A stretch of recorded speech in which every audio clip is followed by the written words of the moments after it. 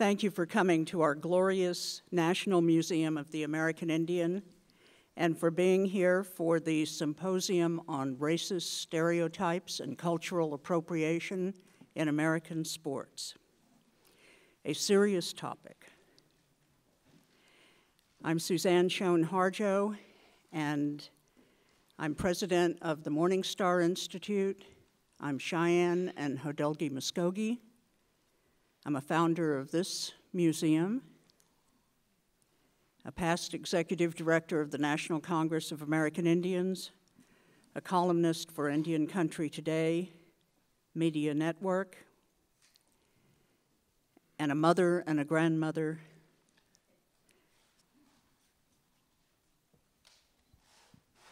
And I'm delighted to be moderating this distinguished panel. The people here have, some of them come a long way and barely made it. Some of them have come a short way and need to get out of here tomorrow morning before it starts snowing in their country. So I'm grateful for everyone who's traveled far and who are nearby and who've joined us to make this symposium a success. Did everyone see the panel this morning? Wasn't that wonderful? Give them applause.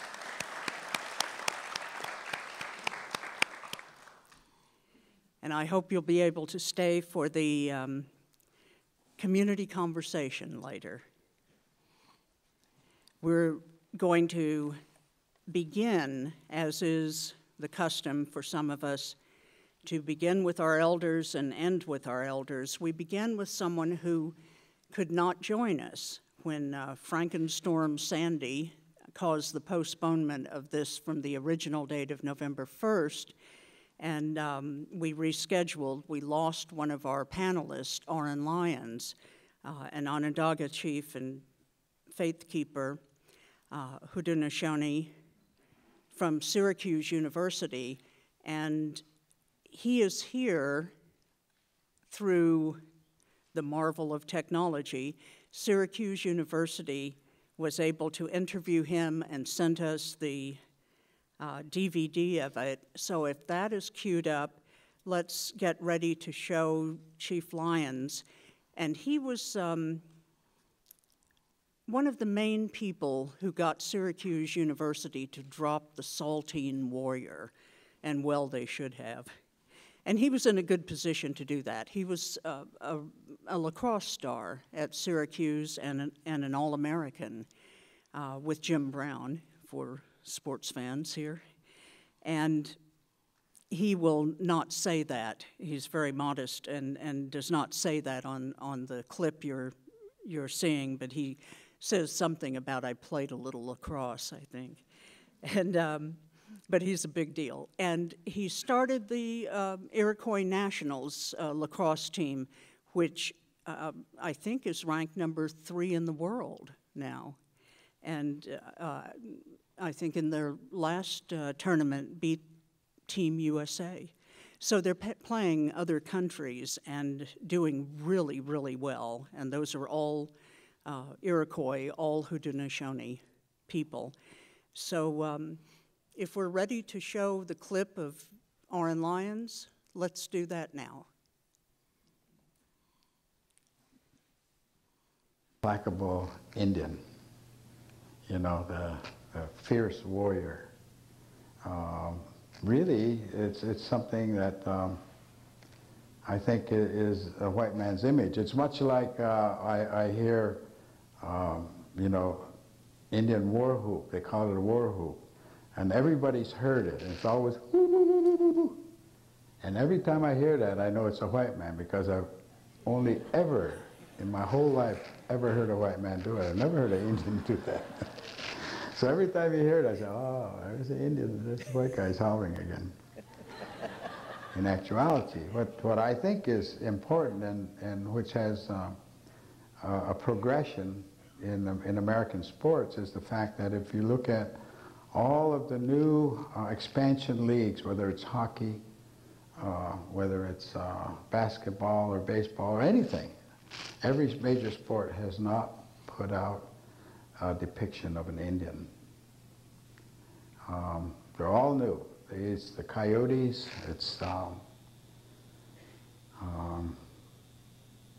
well, it's everything but an Indian, and I think that's very important to comprehend, because it means that the sport itself has comprehended that and has deliberately avoided that. And I think the American public and young people should take a lesson from that, because they revere their sports and their sports people, and that's a very strong lesson right there. So we know that also that the Washington Redskins are in a court battle and have lost the first round, and it's now up for the second round. That yes, it is a racist and demeaning depiction. The idea of red skin, and redskins probably one of the most demeaning of the terms in the history of America. And yet there they are. And interestingly enough, if you're watchful and you go to some of the Washington Redskin football games and look up into their box that they have, obviously, then you will find senators and congressmen sitting in there in this box, and in effect promoting that whole idea. So it cuts right to the core. It cuts right to the basic structure of, and the ethical structure of the United States itself. And they're going to lose. They're losing now, and they're going to lose eventually. So I think it's time for America to move on. I know that in most cases in the schools, in the history books, there's very little about American Indians. Usually we're in the way of progress. We're the other all the time. You know, we're the ones that tear up the train tracks. You know, we're the ones that cut down, you know, the telephone lines. We're the ones that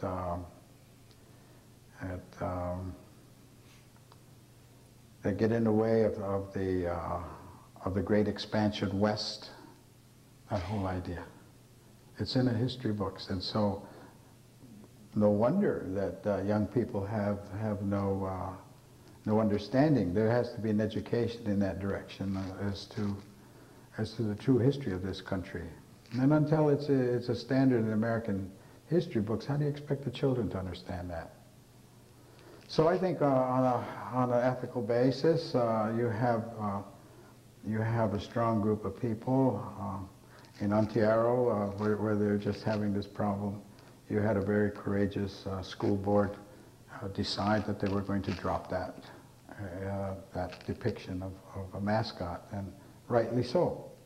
The reaction they got was coming from ignorance, and that's what we have to really deal with. We have to deal with the ignorance of the American people concerning Native peoples and the true history of this country.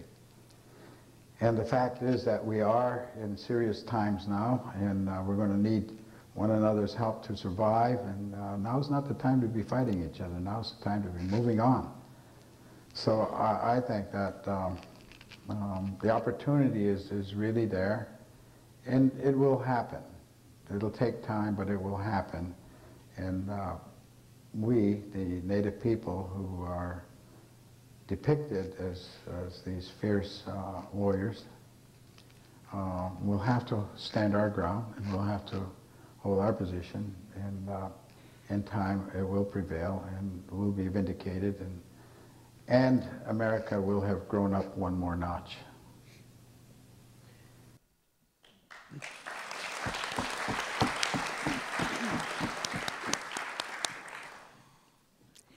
Well, I'm glad he could be here a little bit. Our last speaker is going to be the Honorable Ben Nighthorse Campbell, my Cheyenne brother, who is on the Council of Chiefs of the Northern Cheyenne Tribe. He's president of Nighthorse Consultants. He's a trustee of the National Museum of the American Indian, an award-winning artist and jeweler. And, oh, by the way, he was a representative of Colorado in the U.S. House of Representatives from 87 to 93, and a U.S. Senator of Colorado, 92 to 2005. Our next to the last speaker will be Delise O'Mealy, Esquire, who is Director of Governance and International Affairs, National Collegiate Athletic Association. Oh, that's what it stands for, the NCAA.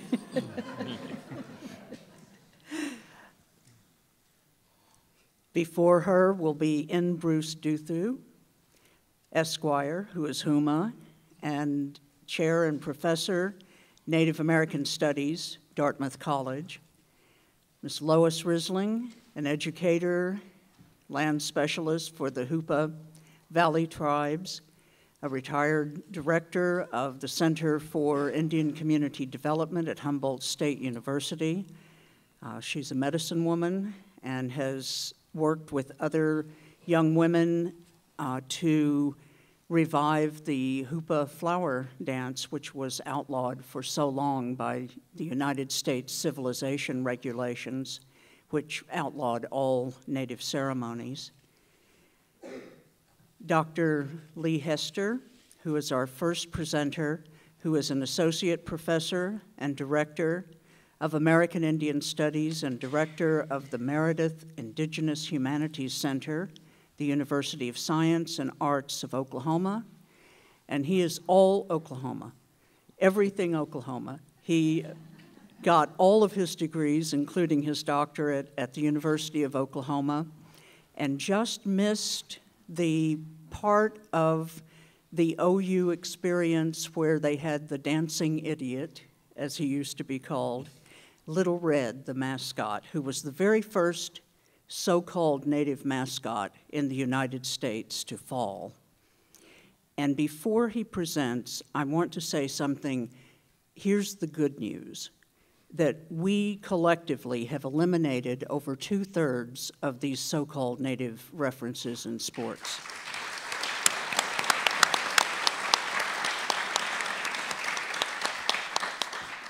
There were a little over 3,000 when Little Red was dancing, and now there are just over 900. So that's a sea change societally in America, and we are part of the maturation of America. Every time one of these goes away, you can know that there were hundreds and hundreds of people, mostly Native people, but not exclusively Native people, who were the ones in the trenches trying to get rid of a mascot or a name or a logo or a behavior. Could be as simple as the chop. And Dr. Hester is here as evidence and to attest to the fact that the University of Oklahoma has a long way to go as well. Dr. Hester? Well, thank you very much. Alito, Chimichukma, Saho Chifowet, Lee Hester, Chatasia Hoke, which is to say hello, how are you? My name is Lee Hester. I am a citizen of the Choctaw Nation of Oklahoma, and I usually begin my talks with a little bit of the Choctaw language because in a lot of cases it's the first time that anyone will have ever heard a native language. But the great thing is that here at the National Museum of the American Indian, I know that native languages have been spoken many times and really have a home away from home here. So I'm very happy to be here, and I'm very humbled to be a member of this fine panel and to speak in this setting. I'd like to thank my hosts for their kindness in asking me. I was a student at the University of Oklahoma for 20 years before they got rid of me. I started at OU in the same decade that OU's mascot, Little Red, was banned, as Suzanne's already told you, so I know about that from my own youth. Since then, I've written about the mascot issue, and specifically about mascots at the University of Oklahoma and at Oklahoma City University. Additionally, I've had access to the research materials that were collected by Jeff Kettle and Chelsea Masters specifically for this conference, and I really wanted to thank them. Up there you'll see a picture of Little Red as Little Red was. At different times, Little Red was portrayed from the 1930s on to 1970 by various individuals. Some portrayals more stereotypical than others, but always dancing to a very, very stereotypical tom-tom beat provided by the university band. Though activists like Clyde Warrior spoke out against these demeaning and stereotypical portrayals as early as the early 1960s, the banning of Little Red at OU was really part of a larger social mobilization that Vine Deloria called the Red Power movement. A key part of that movement was the National Indian Youth Council, created in 1961 by a group of young Indian leaders who felt that the National Congress of the American Indian was too conservative. In 1969, Gerald Wilkerson and Bill and Steve Ponsono were among those seeking to establish a chapter of the National Indian Youth Council at OU. They saw Little Red as an issue that was both important in itself and also useful in grabbing headlines to help establish that chapter at OU. In 1969, the newly established chapter submitted a petition to halt the use of Little Red. By February 1970, a university committee had recommended that the use be stopped, and OU's president at the time rapidly did so within 2 months. The issue polarized the American Indian community. Large numbers adamantly supported Little Red, making the university's abrupt abandonment something of a mystery.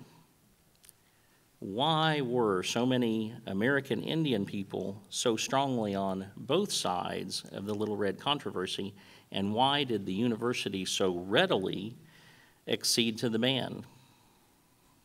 Well, the answer to these questions really lies in OU's identity. Okay, there it is. Okay, that's the seal of the University of Oklahoma. As you can see, it's a farmer and sowing the metaphorical seeds of knowledge. And of course, the farmer there is reminiscent of the many settlers who came to Oklahoma for land. The other major symbol of OU is the Sooner schooner. And there that is. It's a representation of the prairie schooner that carried settlers to Oklahoma. Those are the same schooners used in the land runs to claim Indian land taken by the federal government in defiance of treaties guaranteeing that land to American Indian people forever. OU's fight song, Boomer Sooner, is just a constant repetition of those two words. Boomer, referring to those people who would wait until the boom of a cannon, used by the government to signal that it was okay to stake their claim on Indian land, and Sooner, referring to the settlers who jumped the gun. From an Indian perspective, both the boomers and the Sooners were stealing Indian land. OU's identity as a colonizing settler institution is clear, and that identity explains the reactions of the Native American community on both sides of the issue, as well as the actions of the university in rapidly abandoning Little Red. For Native supporters of Little Red, the mascot was the only tangible symbol of the presence and contributions of American Indians at OU. To protesters, Little Red was a cruel irony, underscoring OU's colonizing identity. To university administrators, Little Red was largely a non sequitur with no real connection to the university, easily abandoned when it became a source of controversy, leaving the University of Oklahoma to go about business as it always had. The banning of Little Red delighted protesters and infuriated supporters, but it didn't do anything to change the problematic relationship of OU to the Indian community. Without Little Red as a focal point, the Indian protests withered. Though protesters did have a few other victories, they got an American Indian student coordinator, a student lounge, and some Native Studies courses started. But by the time I arrived at OU, the lounge was in disrepair, and the courses were seldom offered. Like most students, I focused on my own future and didn't notice the institutional problems, thinking they'd been solved by the previous generation of Indian students.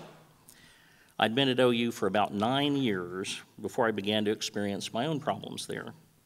My proposed dissertation topic on Native philosophy was not allowed. And when I switched to federal Indian law, the graduate college blocked my study of the Choctaw language. I was initially bewildered, then angry, but my committee allowed me to go ahead and study the Choctaw language informally, so we kind of got around the graduate college in that way.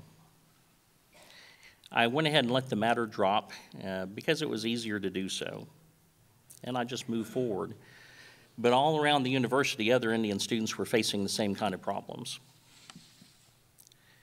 Student resentment boiled over in March of 1994 when members of the Phi Kappa Psi fraternity got drunk, stripped naked, and danced, whooping and hollering around a teepee that had been set up for Native American Heritage Week.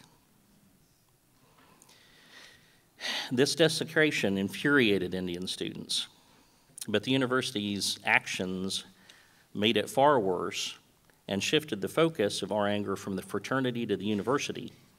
From our perspective, the university had acted to protect the fraternity and its members, never revealing the names of the perpetrators, never sanctioning the fraternity.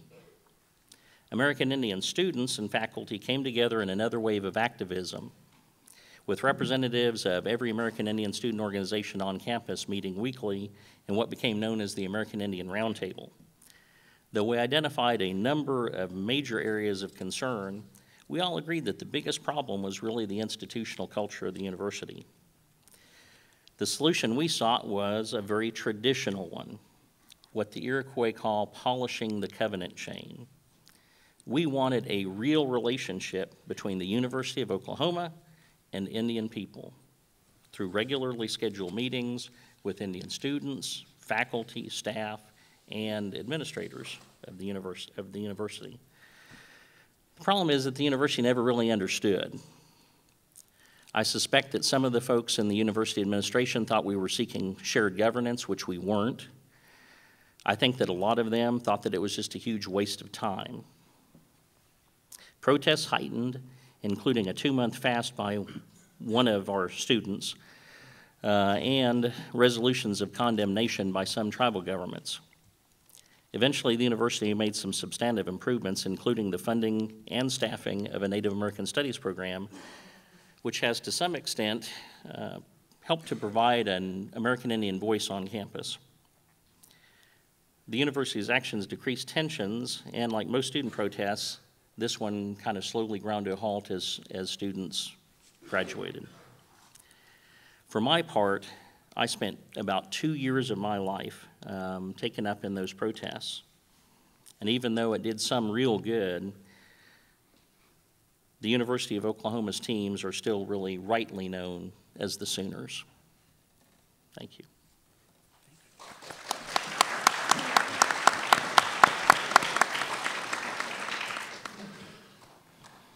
Is Professor Victoria Phillips in the audience? And yes, and could you stand, give a round of applause to Professor Phillips and her students. And I'll tell you why. They've created the beginnings of a really good archive for the National Museum of the American Indian on this subject. And she and her students did a tremendous amount of research in a very short period of time on these 4 big universities that were among the very first to rid themselves of their racist stereotypes. The University of Oklahoma, Stanford, Dartmouth, and Syracuse University. And they really did extraordinary work, and I'm so happy that they did that and that some of them are here, and thank you for doing that. We'll be careful to say American University because AU sounds an awful lot like OU. So, but we really are indebted to you and to your law clinic for doing this extraordinary research. And we now have an archive to build on. Our next presenter was at Stanford at the same time that the mascot was there, and the mascot was a fellow tribal member. So as Lee passes the baton there. That's right. Yeah, I don't know. remember. I roadkill on the information highway, so Okay. Maybe I could help her. Hey, Young, Ayakwi, greetings. I want to thank all of you for coming to this forum, and I want to thank the museum for having this forum, and thank Suzan for thinking about me and inviting me to present. Before I begin to address my experience at Stanford when the mascot was then removed, I want to give you a little background on Stanford and the Indian mascot so that I don't know if everybody is familiar with how they got to be the Stanford Indians. But Stanford was officially known as the Indians from 1930 to 1972. Stanford didn't have an official nickname until the Indians was adopted in 1930, and there were a number of factors that came together, one of them being that Pop Warner came there to be a coach, and he had had this long legacy at working at Carlisle Indian School. They adopted the Indian as their mascot in November 25th, 1930, and they said that the Indian was recognized as the symbol of Stanford and captured its spirit, and that the Indian was the symbol of Stanford. So in January 1931, the Stanford Illustrated Review published an article by two Stanford graduates that expressed what they give as the reasons for why this having the Indian at Stanford was so important and what gave the justification for having that. I'm going to read you excerpts of it. It's kind of long, but I think it captures really what the Stanford mascot is about. And the photo is up there. Oh, this is the Stanford mascot. At last, the Stanford Indians are real Indians. The red man has stepped forth to claim his rightful heritage. The Scalpers, a society composed of Stanford Indians, escorted the drum with great pomp and ceremony to the cheerleader stand, and from the booming of the drum emerged the Indian chant. It went like this: Stanford Indians, scalp the bear, scalp the golden bear, take the axe to his lair, scalp the bear, Stanford Indian. This Indian business has been brewing for a long time. Anza, when he passed from San Jose to San Francisco on his first visit here in 1792, remarked upon the astonishing number of Indians he saw. You should pay a visit to the Stanford Museum. Go to see the Indian relics, arrowheads, decorative oyster shells, and other paraphernalia scattered about in the numerous showcases serve to remind us that this redskin tradition is the oldest one we have. Quite large Indian mounds where it seems dead digger Indians were buried, occupied commanding positions all over the peninsula. In fact, there was one on the Stanford property near Mayfield. It was quite a stamping ground for the old Indian grads of the 18th century. So there has been always plenty of opportunity for the Indian to figure in Stanford tradition.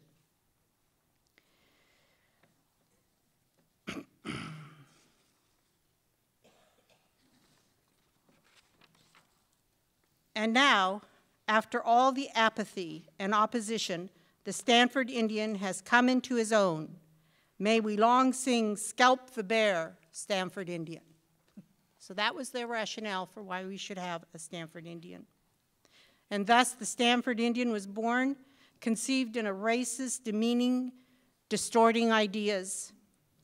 A scalper society escorted by a drum. That drum was a beer keg. Stereotyping Indians. An Indian chant, which was all about scalping people, scalping bears. The Indian business had been brewing for a long time, starting with the Spanish arrival with Anza from San Jose to San Francisco in 1792. They said there was an astonishing number of Indians he saw. No tribal name except Digger. And in California, when you call an Indian person a digger, you're using the word we can't say, the N-word. They were just Indians, no name. When I got to Stanford, they couldn't tell me the name of the people who lived there and still live there. And they couldn't tell you at the beginning. But they could tell you all those Digger Indians were now Stanford Indians. Go to the Stanford Museum. It's all about relics and arrowheads and oyster shells and paraphernalia. It's all about Indian mounds. These Indian mounds were burial grounds that they dug up and they brought in to their museum, that they partied on and danced on, and that they asked that that tradition be equivalent. These mounds were all over the peninsula. They were on Stanford's grounds themselves. And he said it was quite a stomping ground, and it was a place that you should go and visit. So there's always been, these two gentlemen say, so there has been always plenty of opportunity for the Indian to figure in Stanford tradition. And we are going to make that the Stanford Red Indian. The tradition, Indians as diggers, Indians as relics, Indians as nameless things that you can visit at the museum on Stanford. He goes on to talk about the colorful qualities of the Indians' costumes and customs would go well at rallies, and the war dances that could be held around the bonfire that we will now be able to do because we're Stanford Indians. He doesn't talk about clothes that Indian people wear. No, he talks about costumes, dressing up to be like that anybody can put on the costume and not the clothes. He doesn't talk about culture. They don't talk about cultures or lifestyles, only that they'll be good at rallies.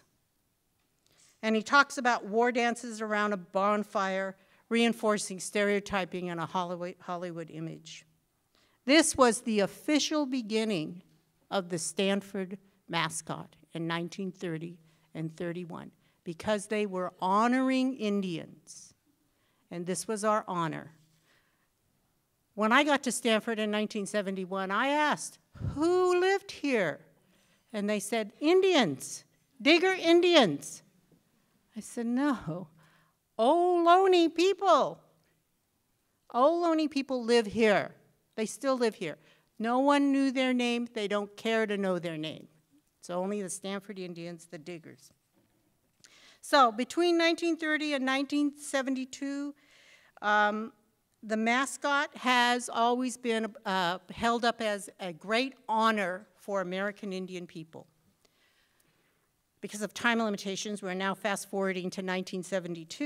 In 1972, 55 Native American students and staff at Stanford presented a petition to the university ombudsman, Lois Amsterdam. And she presented that petition to President Richard Lyman, and President Richard Lyman dropped the Indian symbol at Stanford University in 1972. The Stanford Student Senate voted 18-4 to drop the Indian symbol. The petition presented to the ombudsman asked for several things. they urged the use of the Indian symbol be permanently discontinued, that the name the Stanford Indians displayed has a lack of understanding, and that Stanford had placed the name of a race as entertainment, and race is not an entertainment, so they asked that it be changed and deleted. They, when Lois Amsterdam forwarded the petition to President Lyman, she said this: Stanford's continued use of the Indian symbol in the 1970s brings up to visibility a painful lack of sensitivity and awareness on the part of the university. All of us have, in some way, by action or inaction, accepted and supported the use of the Indian symbol on campus. She went on to write that Stanford's mascot symbol was a reflection of our society's retarded understanding, dulled perception, and clouded visions, and forwarded it to the president. A second demand in the petition was regarding the mascot Prince Lightfoot and the Delise cheerleaders. And that demand was that a major part of the symbol's use involves Prince Tim Williams Lightfoot and the Stanford Dollies. Neither the mascot nor the cheerleaders wear traditional dress, and their performances are degrading to the Indian population of the Stanford community. Lightfoot is especially insulting to the Plains Indian students, for the mascots' dances and costumes are improperly designed after their traditional practices and dress. So they asked that he no longer be able to perform, as the athletic department said, at games. From 1951 until 1972, Prince Lightfoot, portrayed by Tim Williams, a Yurok Indian of northwestern California, was their official mascot.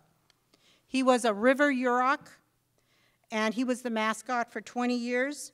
He was the chairman of the California Rural Indian Health Board, and he helped start the National Indian Health Board. There were three major symbols of the Stanford mascot. The first one, which was the big-nosed Indian. Then they later made one into a Plains Indian, but without a big nose. And then this is the mascot, Prince Lightfoot, in the dress that he's in. Those were the main ways, that common manifestations that there were. So I came to Stanford, and I joined with the other students, and we were told it was an honor to have an Indian mascot. To be chosen as the symbol of a great university is very honorable. That this action was, that we were being used, that this was really the action of the Stanford radical left fringe, and they're just using a bunch of gullible young real Indians for their own purposes. They claimed that Prince Lightfoot performed a traditional Yurok tribal dance in traditional regalia, and he performed at games without taking a break, and that all of us Indians were just taking this personal, and we should just get over it. But it was personal. I am part Yurok. I'm enrolled in the Hupa tribe through my mother, but my father is Karuk and Yurok, and we only allow enrollment in one citizenship in one tribe. My grandmother, my father's mother, was a river Yurok also. My father was born in a Yurok town of Morik, which is on the Yurok River, which is upriver from where the mascot's family comes from. My father's father, my grandfather, was Tim Williams' friend and fellow political worker. When I was a child, we went to Dad's camp. Dad's camp was where Mr. Williams lived and his family lived. We went to Dad's camp at the mouth of the Klamath River in California, in Yurok territory. After I married my husband, who's a Hupa tribal member, he and I took our children and we went to the mouth of the river, which is where Dad's camp is located, of the Klamath River, to go eeling during the eeling season. It was personal. It was very personal to me. It was very personal to the Plains Indian students who watched him do this dance and put a hex on the other tribe. That was personal. I had never seen poor Tim do this dance or this day until somebody said, let's go watch. They were playing the Trojans. And this Trojan comes out on this big, huge white horse when they're at home. And he got out there and he did his dance and he put a hex on the horse and on the something else. And I walked away from there shaking my head saying, I am going to take a stand against this. And it was personal because I had to go against my grandfather. I had to go against my grandmother and her cousins who had married into that family. I had to tell them why I was going to do this. It was very personal. What were some of the reasons? The dress. You see how this is dressed? We don't dress like that. We have manasatans. We have kasekoks. We have wolf blinds. We have jump dances and world renewal and deerskin dances and women's dances called flower dances. We don't dance like this. We don't dress like this. It's nothing like this.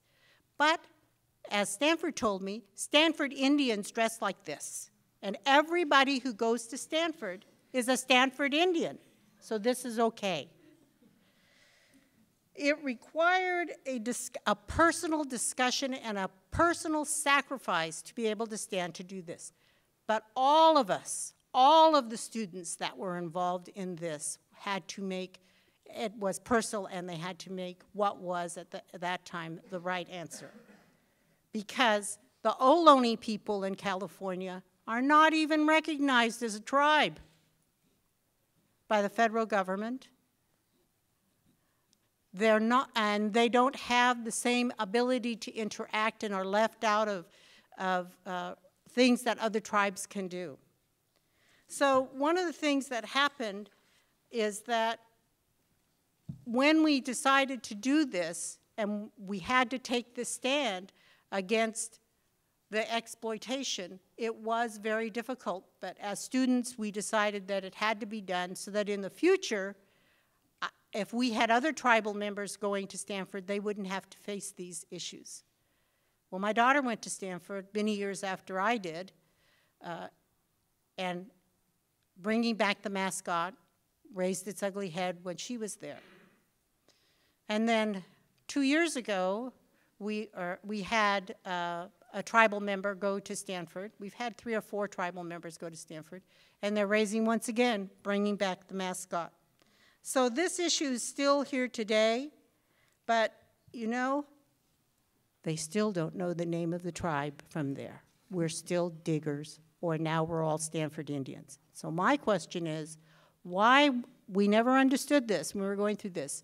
They accused us of it being personal to Indian people, but when you said stop the Stanford mascot, it was personal to them. Thank you.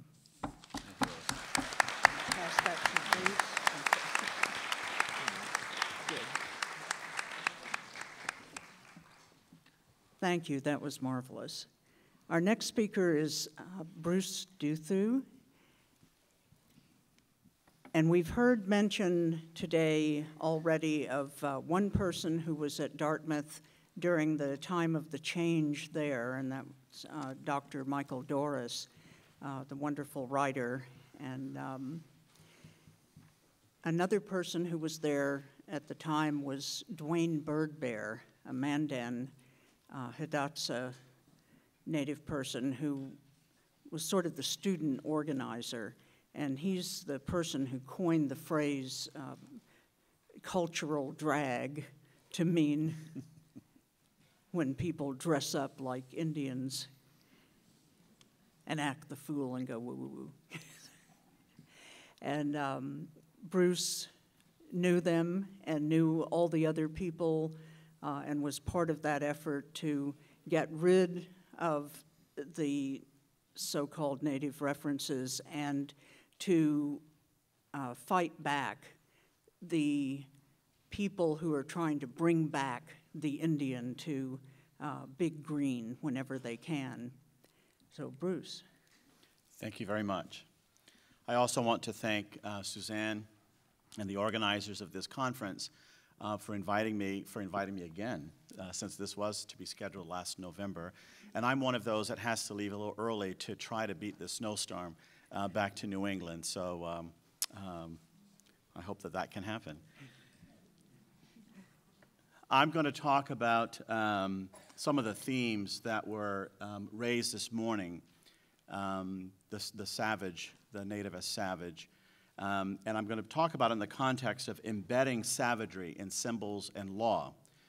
One of the things I should mention by way of background is that I'm a lawyer, and I'm now a professor, but before that, I tell my students this is my 4th or 5th profession, depending on how you count. But as Suzan said, I'm from the Homa tribe in southern Louisiana, coastal community. And like the Ohlone people, my people are not federally recognized for many complicated reasons. That's for another conference that I hope we can have, actually, maybe here at this museum. And I went to Dartmouth as a student. I arrived on the campus in 1975 on a recruitment trip. Dartmouth at that time and still today has a very, very aggressive recruitment program where they fly Native students, high school students, to visit the campus, attend classes, talk with other Native kids about their experiences there. So I was one of those recruited back in the mid-'70s, and lo and behold, to my shock, I got in. So I joined the campus in 1976, and so to use one of the phrases from this morning, I arrived during the afterlife phase. The symbol had already been officially discontinued, or the administration had voted to discontinue the use of the symbol as antithetical to the spirit of community and inclusion and diversity. And I'll talk a little bit about that. Like Lois, I want to give you a little bit of background about Dartmouth's association with Indian imagery. And it goes back to its founding purpose. Some of you may know this history, but many of you may not. Dartmouth is an old institution going back to 1769. Its charter from the British Crown states that it was founded in part for the education of the youth of the Indian tribes and British youth and others. So for 200 years, it was those others who really got the education. Because in 200 years, from 1769 to 1969, less than 20 Native students actually received degrees from Dartmouth. Many more attended, but most didn't graduate. Our best estimates is about 19 Native students graduated from Dartmouth in those 200 years. People like Charles Eastman, well-known, Lakota, but not a very good track record. And that changed quite dramatically in the late 60s and early 70s for a wide range of reasons, including the activism of the 60s, where institutions of higher learning could no longer ignore or keep the curtain closed on their own abysmal failures of diversifying their student bodies. Dartmouth, like most institutions, were predominantly white, and Dartmouth was all male, and was all male until 1972. So in that spirit of activism, the college inaugurated a new president in 1970, a mathematician named John Kimeny, who himself had some education to go through in terms of, if we do welcome these new folks onto our campus, what will that entail? What will happen if we invite in significant numbers African Americans and Native Americans to our campus? What will be entailed with that? There had been a handful of students, Native students, on Dartmouth's campus prior to the formal beginning, or we call it the recommitment to Indian education in 1970. And one of those students who was already on the Dartmouth campus happened to be back on campus this week. This is very timely because we're celebrating our 40th anniversary as an academic program at Dartmouth College. Native American Studies was founded in 1972, and one of the people who spurred the, in addition to Dwayne Birdbear, was Howard Badhan, a rosebud from Lakota. And Howard was on our campus just this week, and he told some profound stories along with people like Dave Bonga, an Anishinaabe from Minnesota, Drew Rice, a Mohawk, grew up in the south side of Chicago, actually, and a classmate of Justice Sotomayor on the U.S. Supreme Court when they were at Yale together, and Michael Hanachek, a Choctaw. Those 4 individuals were on a panel earlier this week and educated our current generation of Native students and the current generation of Dartmouth students generally about our origin story. And that's what we call the panel, an origin story, because it really was a new beginning for the college. Howard told a story about when he was taken in by President Kimeny, who had just about to assume the presidency. And President Kimeny invited him into his office, just the 2 of them. And he asked Howard to sit in the president's chair. And he sat on the opposite side. And he said, imagine that you're the president of Dartmouth. And I'm listening to you to figure out what do we need to do to welcome Native students to Dartmouth. And Howard had lots of answers because they had been talking amongst themselves about what they saw when they arrived on the Dartmouth campus. This kind of imagery, for example. Imagery where white kids dressed up, the cultural drag that Dwayne coined, at football games and other sporting events, something that actually has a very recent history. Most Dartmouth folks don't know how recent the actual use and incorporation of Indian imagery in their sporting teams, in terms of Indians on helmets and jerseys, is relatively recent. But references to Dartmouth as Indians began in the first third of the 20th century. So this is not a long, long history. But at Dartmouth, the motto is, if it happens twice, it's a tradition. So this is a long-standing tradition because some bits of it trace back to the 60s. So that makes it a very, very long-standing tradition. So Howard, and then in 1970, he was joined by a group of 15 guys. This was the first class recruited under the recommitment era of the Kimeny administration. And this is the group that included Drew and David and so forth. So they arrive on the Dartmouth campus. They go to one football game, and they see these kinds of things.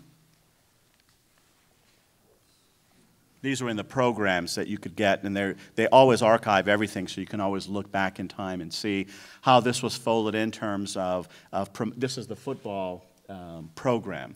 And so they would always do these clever little takes on Indian imagery to scalp Brown or Harvard and so forth. Another one from 1961. So within really a matter of months after being on the Dartmouth campus, these guys were not wallflowers at all. Many of them had already been very active on the national scene. And so they organized very quickly and made a list of demands to the administration. And they said, the first thing you have to decide is, do you want real Indians on this campus or your cartoon Indians? Because you cannot have both. They actually, not too many months after that, drew a line in the sand and said, unless you do change, none of us are coming back next fall. And you're going to look pretty stupid. You're making all this hoopla about rededicating yourself to American Indians and Indian education, and what if none of us come back? So they really were quite activists. And I was so happy for our current students to hear descriptions about what activism really means on the ground. Because these are folks committing themselves to a cause and going beyond their own personal self-interest. Their personal self-interest is a bit of that. But a couple of them admitted, they said, well, we got kicked out because we were so busy doing this that we forgot to be students. And Howard was one of those. So the list of demands included, number one, you have to get rid of this symbol. Number two, you have to start an academic program in American Indian Studies. Not for us. We know what we're about. It's for you guys, because we're surrounded by a sea of ignorance. Not malevolence necessarily, but massive ignorance. Didn't know there were any Indians still left in the U.S. Didn't know there were any Indians in the Northeast, and so on. They also wanted demands for a structure, programmatic structure. You can't bring students on campus without some sort of support structure. And this is, to Dartmouth's credit, and all of these guys paid tribute to the positive institutional changes that Dartmouth did bring about. The creation, for example, of a Native American program. This is the Student Support Network with a director, a position that today is endowed, actually, by a Dartmouth alum. They did create an American Indian Studies program in 1972. They created what we call the Native American Visiting Committee. This is a group of alumni who come back regularly. In most of the 70s and 80s, this committee came back twice a year. Now it comes once a year. But they are advisory to the president. They have a direct pipeline to the Dartmouth president. And what they do when they come to campus is they meet with the students, they meet with administrators, they meet with the faculty, and they hear, how are we doing? And they put all of this in their report to the president. I thought that was a very far-reaching institutional development to entrench Dartmouth's recommitment. So you might say, well, where were the problems then? That sounds pretty good. You're recruiting Native kids. You've already beat the record almost in terms of how many Native students have graduated within a few years. We had already broken the record from the previous 200 years. That didn't take much effort. But where were the problems? The problems were in the afterlife. Those alumni, mostly, and current students who felt that something had been taken from them. Now, they could never really articulate what that something was, but you've heard some of the elements of that story this morning. Integrated or incorporated with a sense of identity. They had somehow melded their sense of being at Dartmouth with being a Dartmouth Indian. I remember an alum telling me, you know, this has nothing to do with you people, to my face, in the 1970s. He says, this has nothing to do with you people. This is an aesthetic. And it calls back to our founding purpose. I said, oh, founding purpose, that does have something to do with me, because I'm here because of that founding purpose. Why would I have left the bayou to go to New England where it snows? A lot. Well, climate change is helping to change some of that. But you know, this afterlife thing was serious business. And as Lois said, it was very personal. And people who were on the front lines experienced some pretty horrible things. So even while we had these institutional structures that to the outside eye would seem quite progressive, and they were for their era, they were very progressive, the on-the-ground story was much more negative and difficult. Suzan mentioned one of my mentors, a mentor to all of us in those days, Michael Doris. Michael was the first chair of Native American Studies, so my predecessor in that role. You cannot imagine the kinds of things that Michael experienced in that role, where how many arrows he took for us. Alumni coming to his office, white men, and you would think that these people are sane. But there's a story, and Michael didn't burden us with this. I only learned this many years later. 3 men showed up at his office door one day, opened their jackets, all had the Indian head T-shirt, and yelled, "Wahoo wah," which was one of our war chants, and urinated on his floor. These are Ivy Leaguers. There's no hope for us. Really. So, and I could go on and on with other kinds of indignities that would have just been all the excuse all of us would have needed to leave and never set foot. None of us needed to endure that kind of indignity.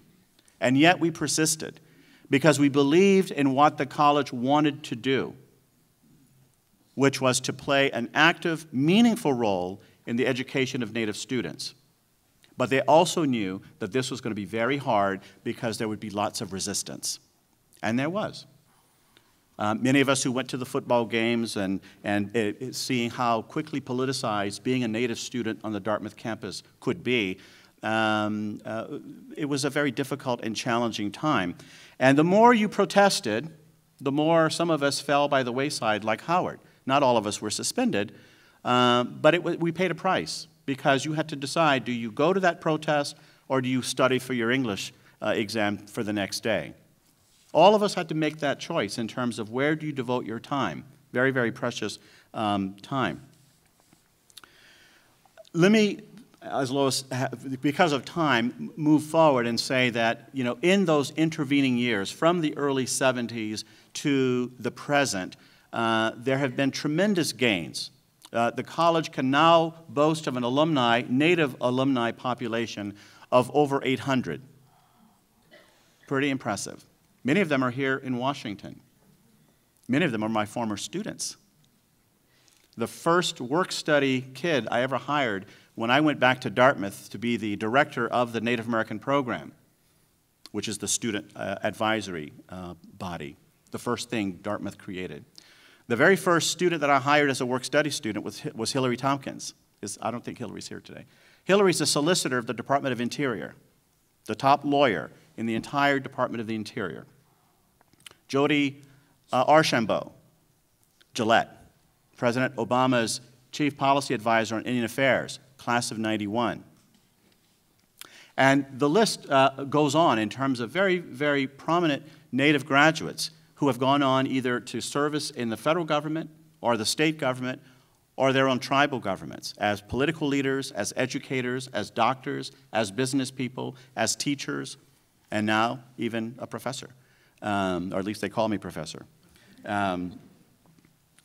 But let me finish up by saying where I really feel some of the real dangers come from, beyond just the personal impact on people in their lives as students and the culture of academic institutions, is this process of embedding savagery in symbols and in law.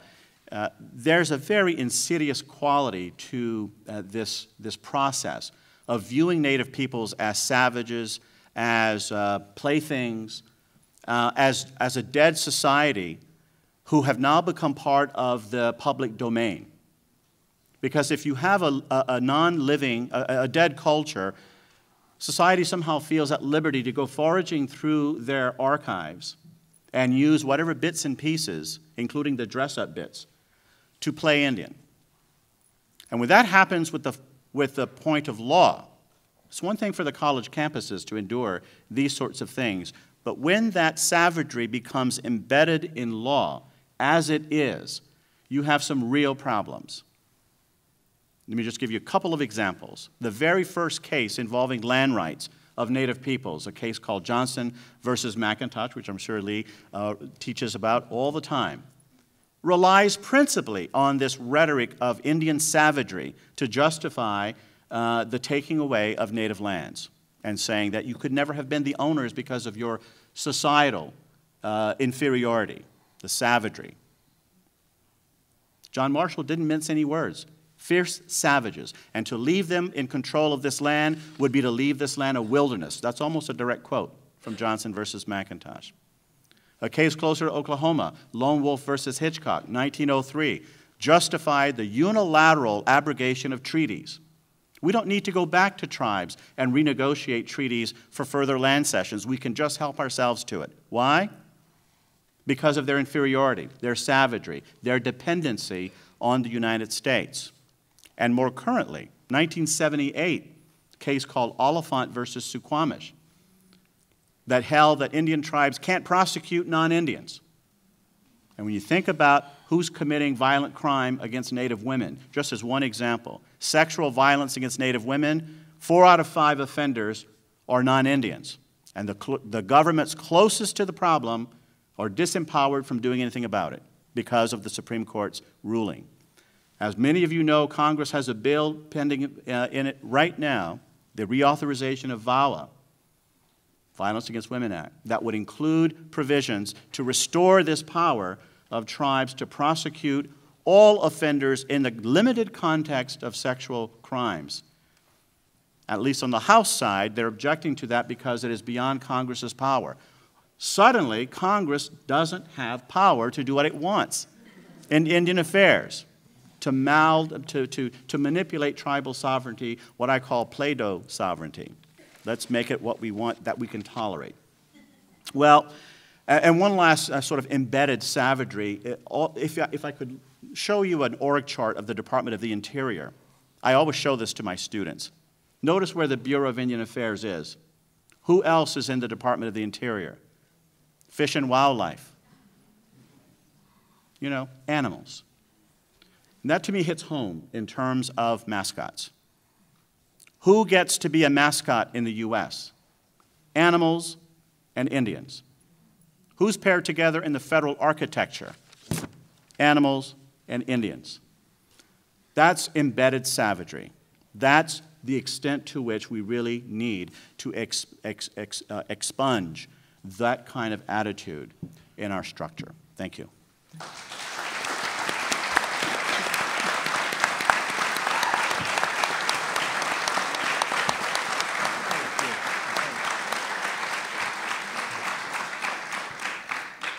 That was terrific, Bruce. Thank you so much. Another Dartmouth alum was Mateo Romero, who's one of our top native painters, and he was one of the original plaintiffs in our lawsuit against the dreadful name of the Washington football team. And he joined a distinguished group that included Vine Deloria and Norbert Hill, Manly Begay, who you heard earlier, Bill Means, Lakota, and Ray Apodaca. And we refer to that as the old people's case, even though Mateo is very young. And that's been taken over now by the young people, and we wish them well, Amanda Blackhorse and the 18 to 24-year-olds who have taken up the same case, and there'll be a hearing in the Blackhorse case against the Washington franchise on March 7th. Before the U.S. Patent and Trademark Board Trial and Trademark Trial and Appeals Board, the TTAB judges. These are the judges who know what they're talking about when it comes to trademarks. And so if you're here in the local area, turn out for the March 7 hearing. Speaking of taking arrows for us, Delise O'Mealy has done that. And more, and we owe her at least a shield. She has really done quite a remarkable job with the NCAA in dealing with some of these hostile and abusive names and behaviors and symbols. And she's going to go through very quickly what she is able to say. You know, everyone sues the NCAA, so there are some things that she's not able to cover, but she'll share with us what she can. Thank you. Thank you very much. Good afternoon, everyone. It's a pleasure for me to be with you. I appreciate the opportunity to speak on the NCAA's policy on the use of Native American mascots at our championship events. And I'll use this next several minutes to give you just a brief overview of the policy, talk about how it was adopted, the colleges and the universities that were impacted by the policy, the reactions that we got after the policy was implemented, and then where we are today. Let me provide some of the background and a little bit of the historical perspective on the genesis and the evolution of this policy. But it's also equally important that you understand a little bit about the structure of the NCAA. That will shed some light for you on why we went about the policy the way we did. The NCAA is a membership-driven organization. We are comprised of over 1,200 colleges and universities and conferences all across the country. All of our rules, regulations, and policies are initiated and adopted by our member institutions. So the issue of the use of Native American mascots and nicknames and imagery in college sports was first introduced to the NCAA around about 2001. There were several key events that prompted our discussions, and this included an internal request from our membership to review the issue, as well as a very strongly worded statement at the time from the United States Commission on Civil Rights calling for an end to the use of Native American images and team names by non-Native schools. So if you think about our membership structure, we carefully studied this issue for 4 years. We engaged our membership, we have a very vast committee structure, and we worked directly with all of those institutions that carried these nicknames and these images. Our study included review of numerous articles, consultation with experts, testimonials from tribal groups and members, student athletes, the NCAA membership, and the general public. Additionally, each of these institutions was asked to complete a self-study that described its use of these references, the impact that had on student athletes, on the campus community, on the Native American people, and then on the general public at large. As we researched this issue, there was overwhelming evidence of the potential harm created by the continued use of Native American mascots, nicknames, imagery, and logos. Additionally, we received letters and statements and resolutions from numerous Native American tribes, organizations, and agencies that corroborated this research data. The pervasiveness of the use of these nicknames, as well as the documented harm to the Native American people, and the very, very strong opposition to continued use from those that we saw were affected the most, persuaded the NCAA to focus its attention on this issue. Ultimately, the decision by our highest ranking committee, which is the NCAA Executive Committee, was grounded in 3 constitutional principles for the NCAA. First of all, our principle of non-discrimination, which calls on our members to promote an atmosphere of respect for and sensitivity to the dignity of every person. Then we have a principle of cultural diversity and gender equity, which requires colleges and universities to establish and maintain an environment that values these elements. And finally, the principle of sportsmanship and ethical conduct, which speaks to the enhancement of integrity in higher education and the promotion of civility in society. So before I go much further, let me set the stage for our discussion by outlining the specifics of our policy, what it does and what it doesn't do. And I would note that we received quite a bit of criticism on both sides of the coin on this. There were those that said the NCAA had far outstepped and overreached its boundaries, and there were others who said the NCAA just had not gone far enough. As a membership-driven organization, we operate by carefully balancing these issues that require national governance and those issues that we believe should be left to institutional autonomy. And so the policy relates specifically to NCAA championship and postseason events, events that we control. Does not relate to regular season competition or to conference championships that are controlled by other groups. And then, while the NCAA strongly discouraged the use of these nicknames and imagery and mascots, the policy did not mandate that an institution had to change its nickname or its mascot as a condition of membership. So essentially, what the policy does, it impacts an institution's ability to host an NCAA championship. It required those who were awarded championships previously to cover all such references.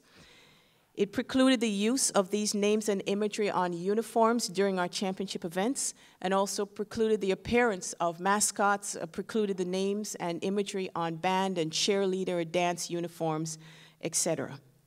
As I noted, what it doesn't do is it does not preclude an institution that had this imagery from participating in our championship. They just could not wear or bring any of the paraphernalia.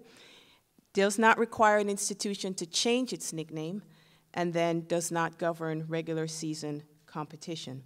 We strongly believe that our championship events should promote an atmosphere of respect and sensitivity for the dignity of every person, and this included participating student athletes, students on campus, fans, and other supporters of college sports. So those institutions that encouraged a culture of racial stereotyping through the use of these imagery would not be able to host NCAA championships. At the time of the adoption of our policy, there were about 20 institutions that were subject to the parameters of the policy. These institutions had some variation of imagery, some nicknames, or some other clear association with Native American culture. Since 2005, several institutions chose to change their nicknames or their mascots and to remove the corresponding imagery.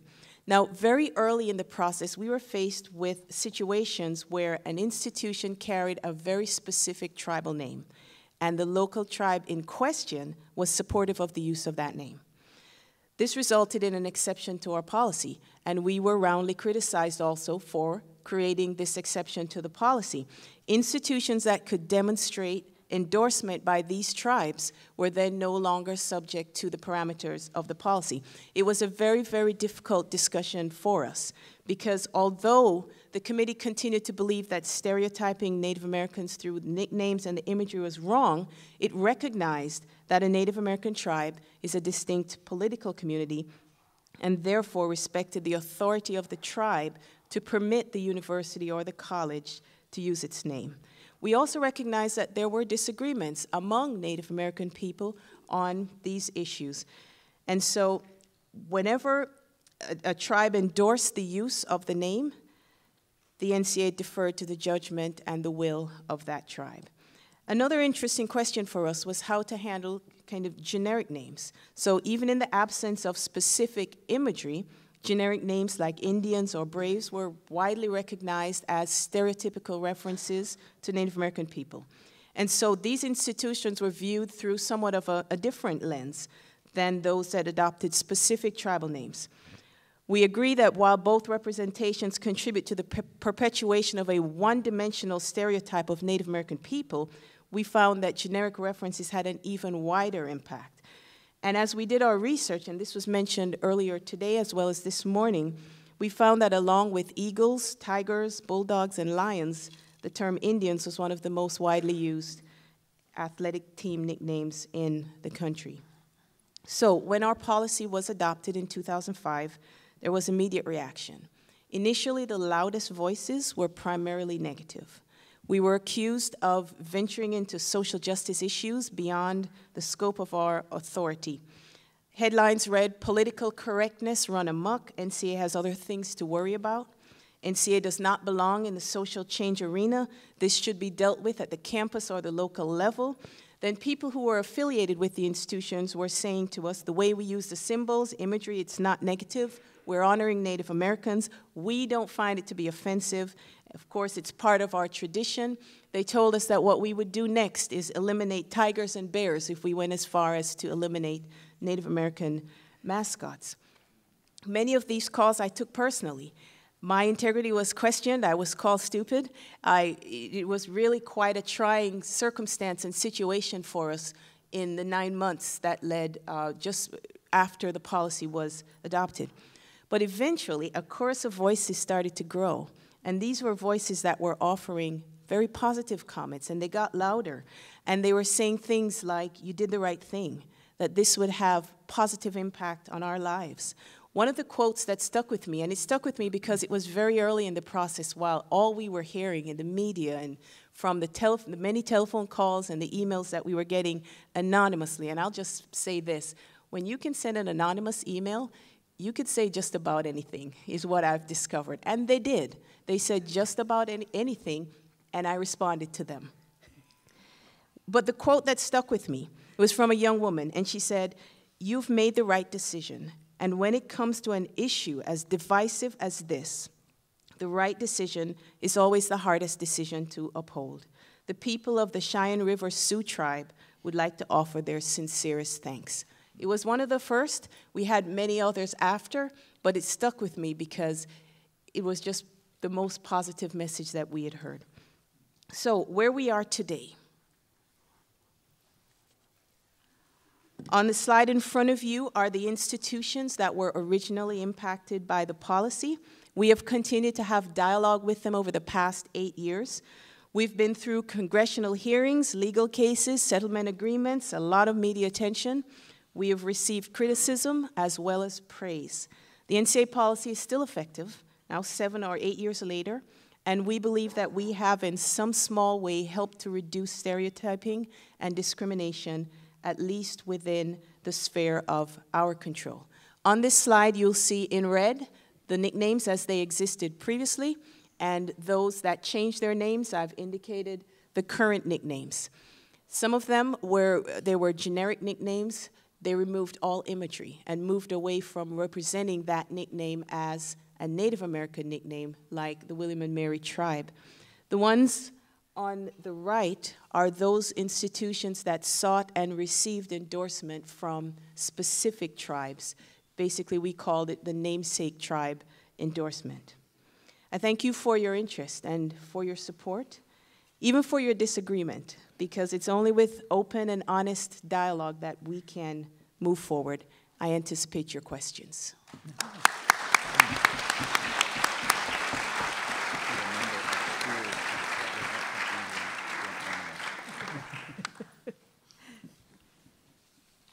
Well, thank you very much for all your hard work and for that presentation. I'd like to point out that there are heroes on every one of these campaigns to get rid of the local mascot or the local name, and some of them have been mentioned here before, but I wanted to mention one from the University of Illinois, Marcus Zammerman, who was the very first Native artist to oppose Chief Illiniwek, and he did so publicly in the newspaper and was vilified to such an extent and had so many death threats that he had to leave the school. And that work was carried on as by Debbie Reese and lots of Native students there, and they did a wonderful job. And with the Fighting Sioux in its death throes now, Jesse Taken Alive and others who worked so hard to bring that about. And one thing that you've seen that's really interesting is a shift from the people who are the frontline people who really take the hardest hit on all of this are the students, the Native students on each of these campuses. And there's been a shift by people who want to hang on to these mascots and these symbols to saying, well, if the local tribe doesn't find a problem, then we're fine with it. You should be fine with it. And they've taken it out of the hands, in some cases, of the students and put it in the hands of a tribe who will be complicit in the bad acts that are committed against the students. So this is complicated, and a power dynamic has shifted in some cases that is undesirable.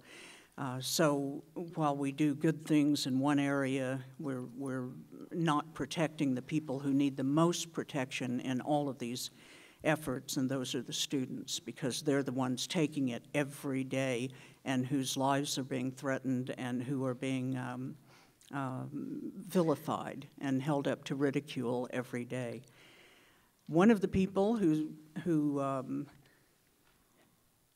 introduced legislation, who did it another way, tried to introduce legislation, did what he could when he was in the Senate, and the owner moved the team out of the District of Columbia because of it, and I'll let him tell that tale.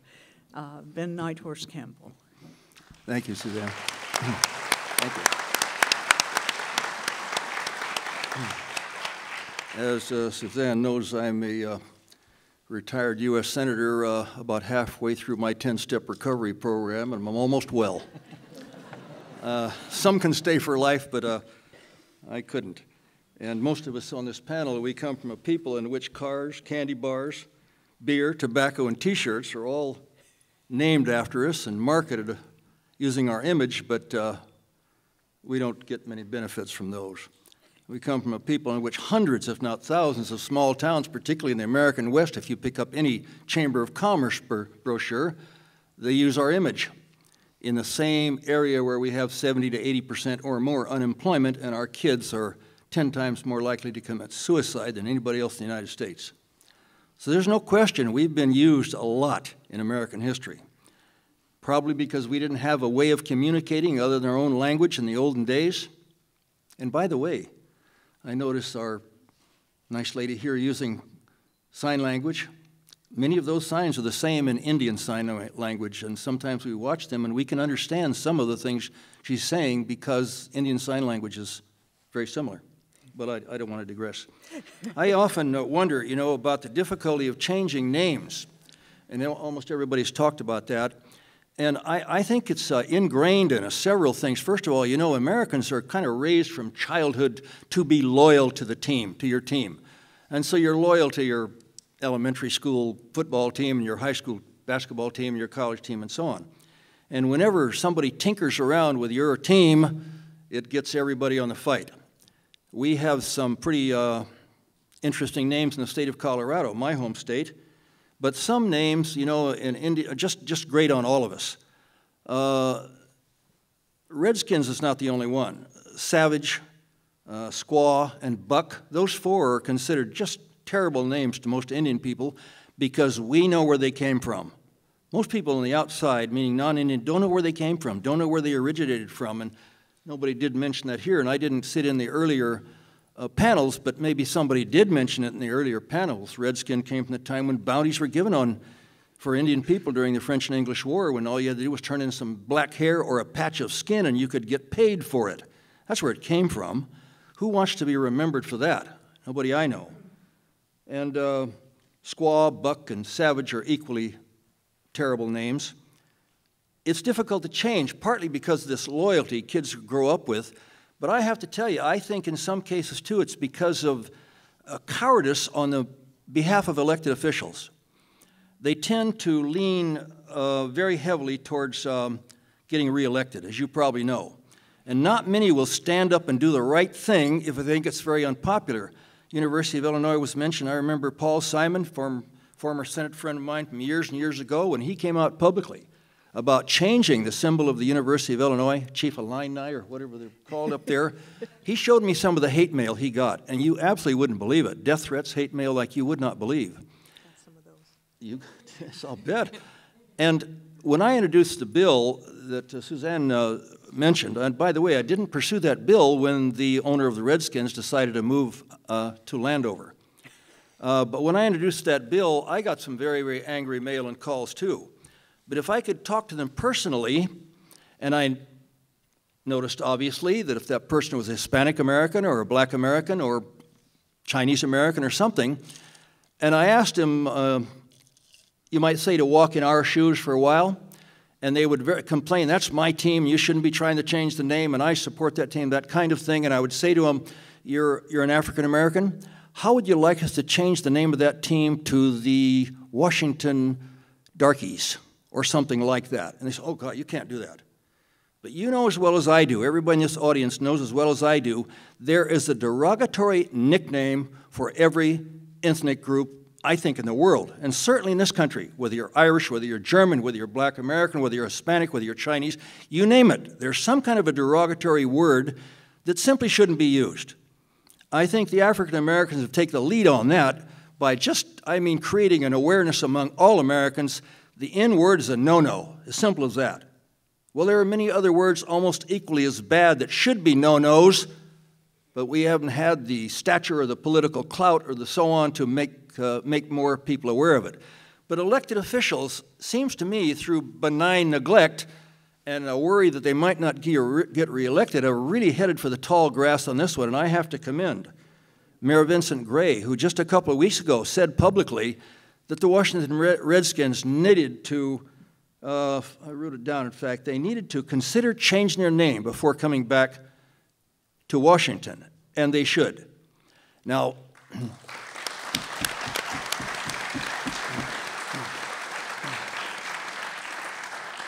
I personally don't have a problem with the team. I was an athlete. I was in the Olympic Games of 1964. Suzanne didn't mention that, but I know a little bit about sports. I know something about sports. And so I'm a big supporter of athletes, no matter where they are. I know the kind of training they went through. I know the injuries. I know the difficulty, the healing process, and the long-term effect of having a bad back and bad knees and everything else because you committed yourself for 10 years of being on the field or on the mats or somewhere. In addition to that, Mike Shanahan is a personal friend of mine. Remember, he was a coach for the Broncos for years, and he was a political supporter of mine, a fine man. I think the world of him, and the team too. I don't like the name. And that's the real rub. It's the name. Now, there have been all kinds of questions raised about the use of names. Some people say, well, wait a minute. There's Indian teams that call themselves Indian names, like the Chiefs or the Warriors, something of that nature.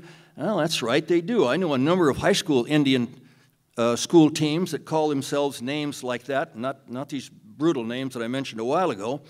But Indian people are not just a racial minority, they're also a form of government, a sovereign government as defined in the U.S. Constitution. They can do that.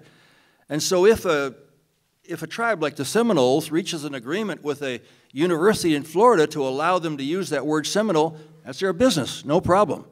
But I can tell you this, no Seminole, and I'm not Seminole, but I know I can speak for them on this, they would not support the use of any of those four names that I mentioned. So those are individual cases where a tribe and a school may reach some kind of an agreement, as Delise mentioned. That's okay with me too. If it's all right with them, it's okay with me. But the heading for the tall grass on behalf of a lot of elected officials, I think is just inexcusable.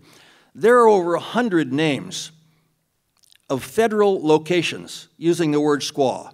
Squaw Valley, California, where the 1960 Olympic Games were held, is one that you might mention. But there's, Squaw Peak, Squaw Valley, Squaw Lake, Squaw this, Squaw that, and so on. You track where that word squaw originated. It's from one of the northeastern tribes, and it defines, in a longer word, a part of a woman's anatomy. Nobody wants to use that word, if I'm crying out loud, for a location if they knew what it meant. But nobody has taken that on. And I thought about it and did a little bit of survey when I was, might say, still in the Senate and wanting to make some change. But boy, I'll tell you, the difficulty of changing hundreds of names nationwide and changing the maps and running into the bureaucracy and all the local opposition and everything else, I just couldn't get enough support in the Senate to take on those kinds of things. But those should be changed too. So it's not just a matter of teams, they should be too. There are a number of schools, I think there are different levels how bad the names are. In Colorado, we have 3 different high school teams that have 3 different names. One are Montrose, Colorado, they call themselves the Indians. Another one, Lamar, Colorado, call themselves the Savages. And another one, Arapahoe High School, calls themselves the Warriors. In the case of the Arapahoe High School, they went to the Arapahoe tribe of Wyoming and talked to them and asked them to help them find some kind of common ground, and the Arapahoe tribe did. And every year, the Arapahoe tribe sends delegates to the school where they have some seminars on cultural diversity and the history of the Arapahoe people, and it's a pretty nice relationship. But the school never tried to do that without working with the Arapahoe tribe. I haven't really, frankly, even though my wife's a graduate of Montrose High School, I never have asked if there's been much opposition to using the name of Indians around Montrose. But the third one, the Lamar Savages, boy, did I get in a tangle over that one years ago when I was in office, when they asked me if I thought that word was offensive, and I said, you bet it's offensive using the word savage. I said, our mothers and fathers and grandparents were not savages, they were Indian people. And whoa, but did I get the hate mail from some of the people, and so I said to them in a dialogue with the supporters of that, I said, it's okay, you want to use the word savage? It's fine if you want to be a savage. Use your own picture. They didn't do that. They didn't do that. But I thought, you want to use your photograph up there and say your mother and father were savages? Okay, but don't use our people.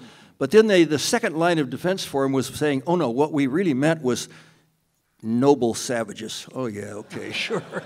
We've all heard that before. So I know we have a long way to go.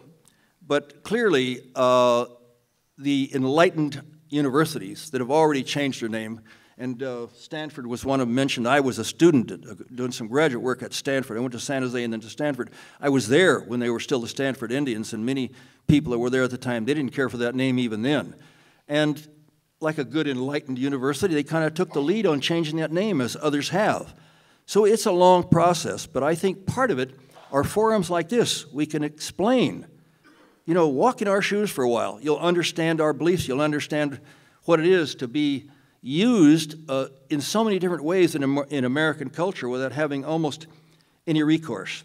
I think maybe one of the other difficulties, too, that we have is, and I remember some of the phone calls I got when I was dealing with the word Redskins, and by the way, I didn't pursue that bill when then owner Jack Kent Cooke decided to move to Landover, but that was one of the reasons he decided to flee the scene and go to Landover. But one of the things I used to get calls in those days, people would say, wait a minute, Senator, I'm part Indian and I don't mind using that name at all. Well, come on, you know, if you've seen Dances with Wolves and you ask, you do a poll afterwards, you find out there's a whole bunch of people who weren't Indian before they saw Dances with Wolves. And it goes away after the movie goes away too, by the way. So that's a real common thing and a pretty poor excuse. But I look at it this way. If you ask a person, let's use the African-American experience. Who in the world would ever believe something like this? I'm part black and I don't mind using the N-word. Well, you should mind if you don't, and you're probably a liar to begin with. But there are certain words you can't cover up and hide and, you know, dodge around and say, well, it's okay because this or that or the other. They're wrong from the beginning and they're wrong to the end. And maybe I'll probably ought to just leave it there before I start pounding the table here, Suzan.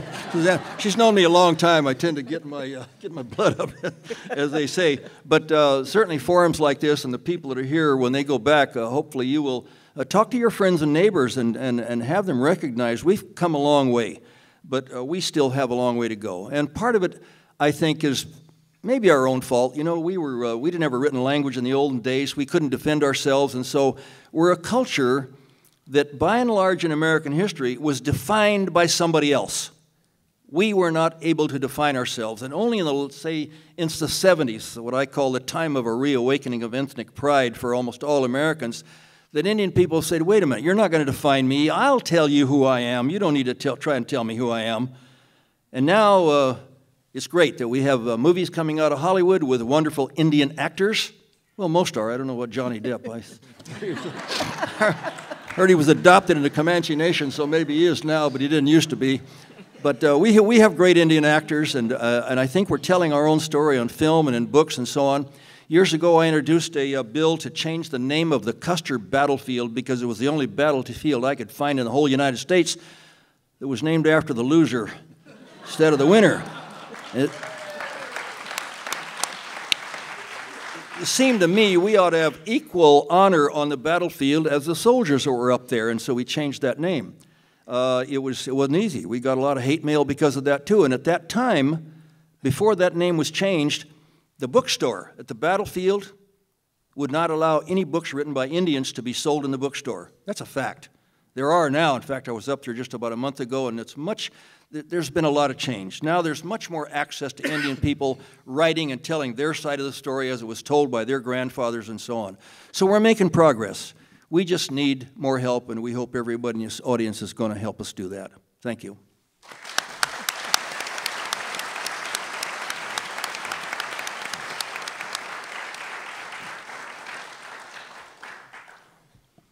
Thank you so much.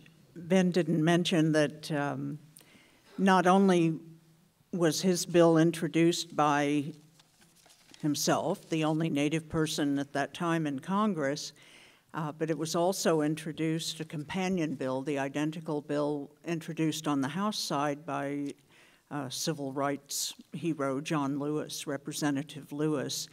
And I always like to thank people who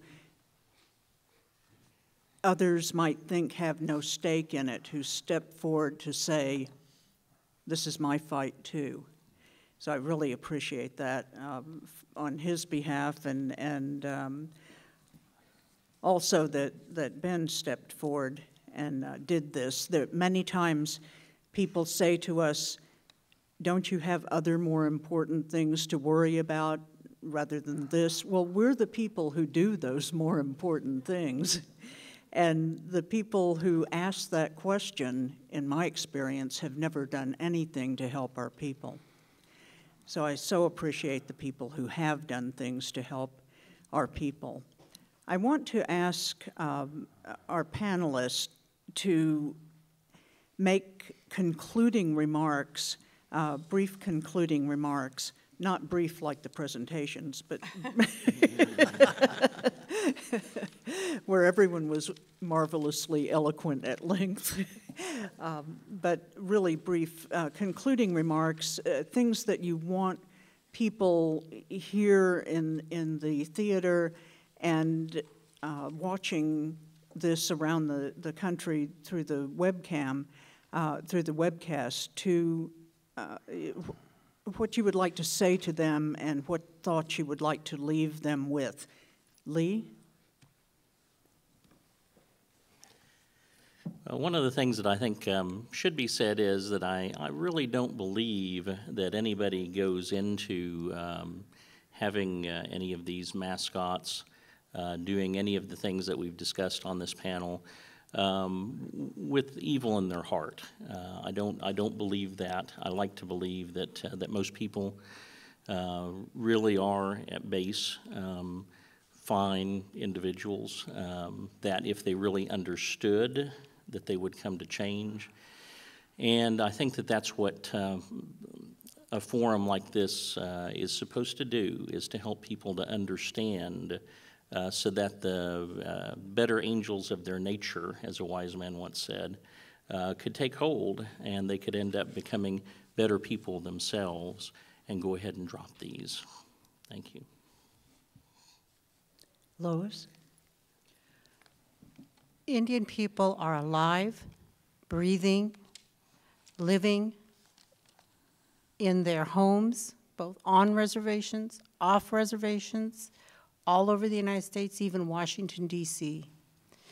And that having someone reduced to a mascot and reduced to a symbol so that a whole nother group of people can become Indian and then negate all of these living, breathing, functioning people. We have been here since time immemorial. My grandfather used to tell me, if a redwood tree could grow here, so could an Yurok, Karuk, or Hoopa person.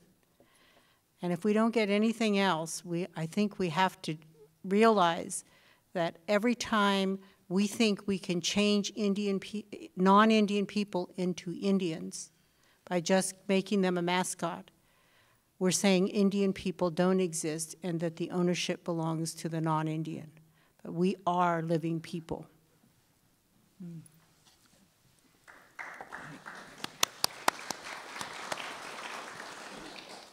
Bruce? I guess my parting suggestion or plea would be to join the project in enhancing our nation's cultural literacy about Native people.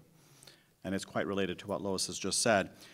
Some of you may know this, but there was an event in the early part of the 20th century where Congress set aside some land in Staten Island, a big parcel of land, on which would be built a statue of a young Indian brave. And it was going to be known as the Monument to the Departed Race.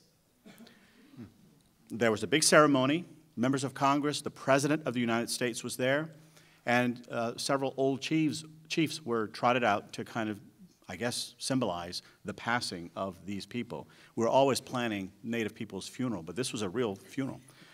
Had this statue been built, and there's a book, Lucy Maddox's book, you can actually see an architectural rendering of this statue. Had it been built, would have been about 15 feet taller than the Statue of Liberty.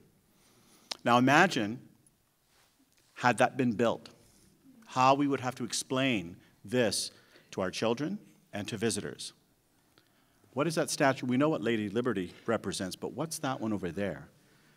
And we would have to tell that story. And so in joining the project to enhance our nation's cultural literacy, it's a plea to stop acting as if we had actually built that monument.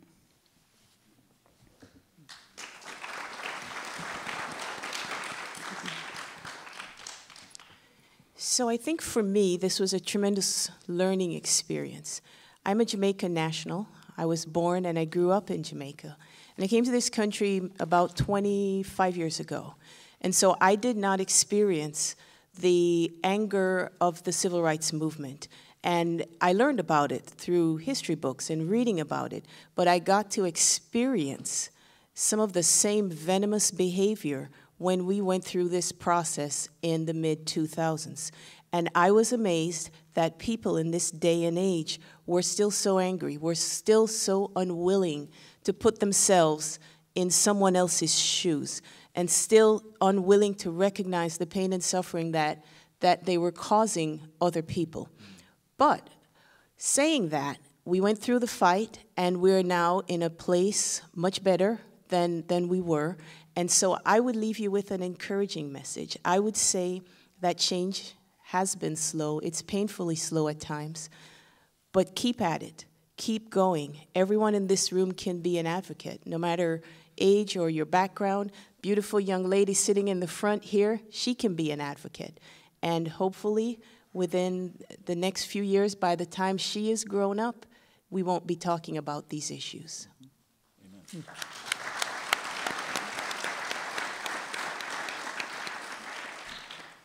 I think we have a little difficult probably than most people, because most people, when they immigrated to these shores, including some of my ancestors on my Anglo side, they were in a position that we sometimes say is upward mobility.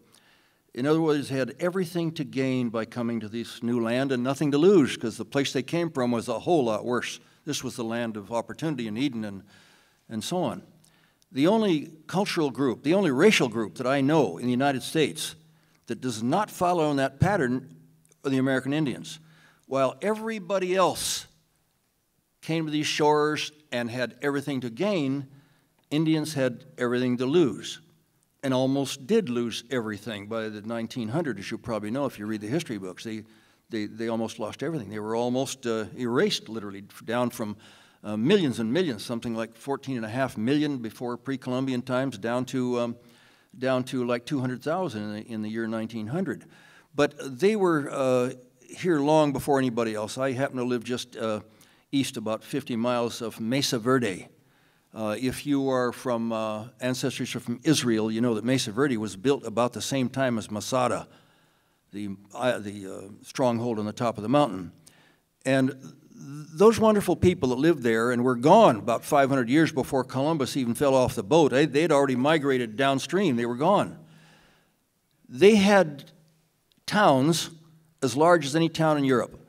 And they had doctors and astronomers and teachers and all the sophisticated things that they had in Europe too. I'm only glad maybe that the Mayan calendar was misinterpreted so that we can still be here today. But they had all those wonderful things, but they didn't have a way of recording them or writing about them, and so when they left and the new immigrants took over, they tended, as I mentioned earlier, to be defined by somebody else's definition, somebody else's way of defining it. But if you ever have a chance to visit some of those old ancient places, whether it's Cahokia near the present city of St. Louis or Mesa Verde out where I live, you know that those people, they had no disease, they had no prostitution, AIDS, drugs, all the societal problems that we have in a modern America, they didn't have any of that. Surely, if we could learn from those people, we'd be better off as a nation. There's no question in my mind. We just have to somehow bridge that gap and understand there is a way to do that, but it won't come easy and it won't come fast. But certainly forums like this help tell our story, and we hope you've enjoyed it. Thank you.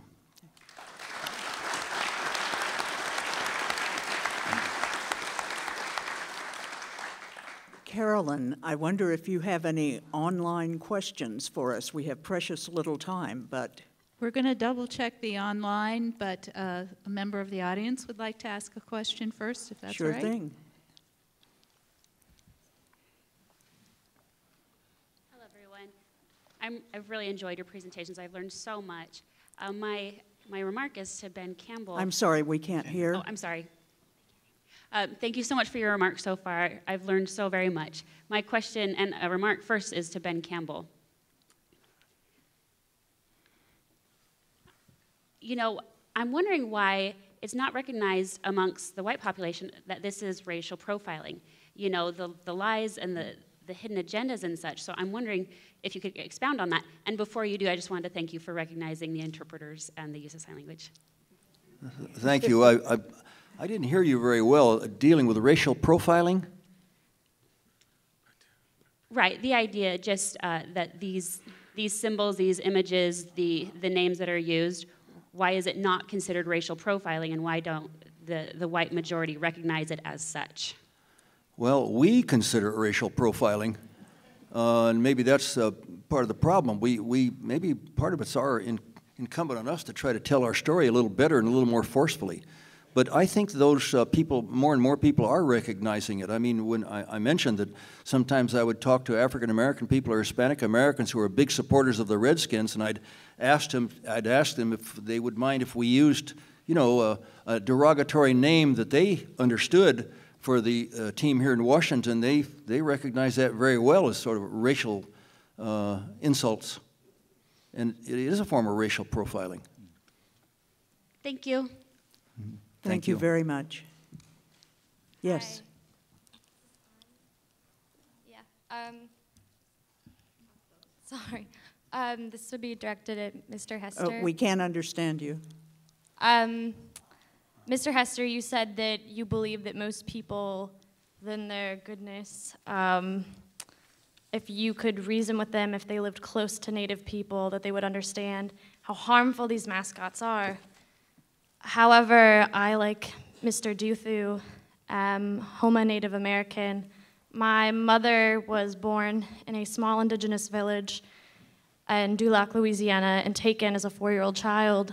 And the Methodist missionaries that raised her, I've come to know them almost like grandparents.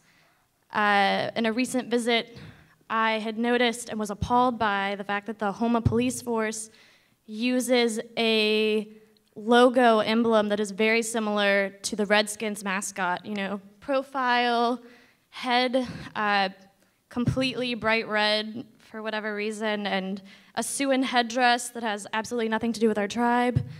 And I was appalled by this, and I brought it up at dinner, and I was so confused as to why they had it. Brought up that local tribal elders didn't agree with it. I had just spoken to them that day.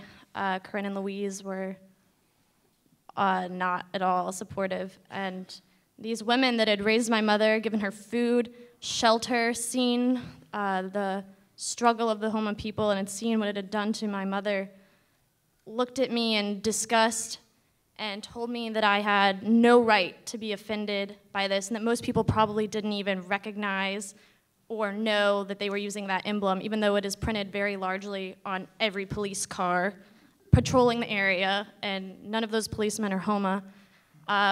So I guess my question would be that situation exists. I mean, I'm living in it. So you have the goodness of these missionary women who have dedicated their lives to helping Houma children, but at the same time, they're looking at me, my baby sister, my mother, generations of Houma women, and they are telling us that we have no right to have any feeling about the racial oppression and the legacy of that in our own family. Bruce, you want to take it? Oh, Yes. Yeah, well, she actually addressed it to me, and I think that you're pointing to that as an instance in which it's hard to see the good nature that might exist beneath that surface. And I have to say, that's exactly right. So many times there are people out there who are so driven by different views, different beliefs, You know, for example, one of the big problems that we have in Oklahoma is that it is a state in which the settlers, our big celebration day is 89er Day, okay? And 89er Day is the day in which the settlers came to take the land, okay?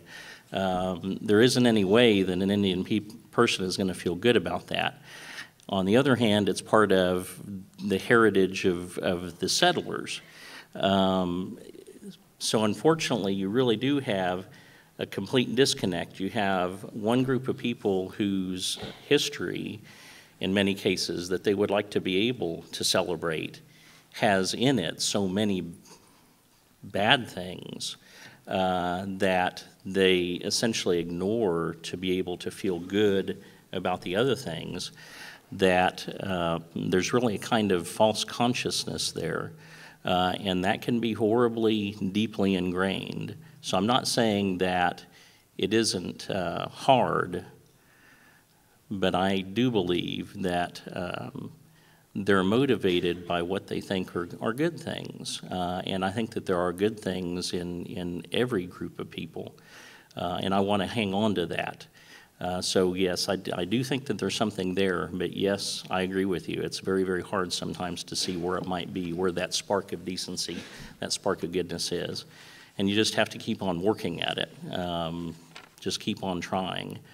It's going to be a tough row, but I think you're a strong person, and I think hopefully through continuing to engage them at some point or another, maybe that you can break through. Can I just, Suzanne, thank you very much for your question. I grew up in Dulac. That's the village I grew up in. I will slightly disagree with Lee when he said that he believes mostly in the goodness of people. There's a big part of me that would like to be that generous, but I also believe there are very evil people in our society. Most people in Homa, there's a distinction between my tribe, the Homa people, and the city of Homa. And I bet you if you did one of those Jay Leno, pass the microphone, the jaywalking episode, and said, why is this community known as Homa? Probably 9 out of 10 people in Homa would not know that there's a Homa tribe all around them that numbers over 15,000 people. And that this image that they've emblazoned on the police car, which is the city of Homa, not the tribe, so it's not our tribal government, would have no idea of what they're talking about there. Thank you. You mentioned missionary, and let me just say one thing. The missionaries, I grew up Roman Catholic, but the missionaries in our area, in Dulac, were basically in competition for parishioners. Not to convert to Christianity, but to support their parishes, while they were also reminding them that they couldn't fully partake in the benefits of Christianity. My mom went to one of the Catholic mission schools where she was repeatedly told, you know, God really appreciates that you're trying to make the effort to earn your place in heaven. You never will because you're a dirty Indian, but he appreciates and loves you for trying. That's what your folks were dealing with. Suzanne? In closing this out, I want to thank heartily Elizabeth Kennedy Gish and Eileen Maxwell and Leonda Levchuk, and of course our illustrious museum director Kevin Gover for putting on this marvelous, marvelous symposium, and to the wonderful Carol Rapkivian, we're out of time. Okay. Thank you very much. Come back at 3:45 promptly. Well,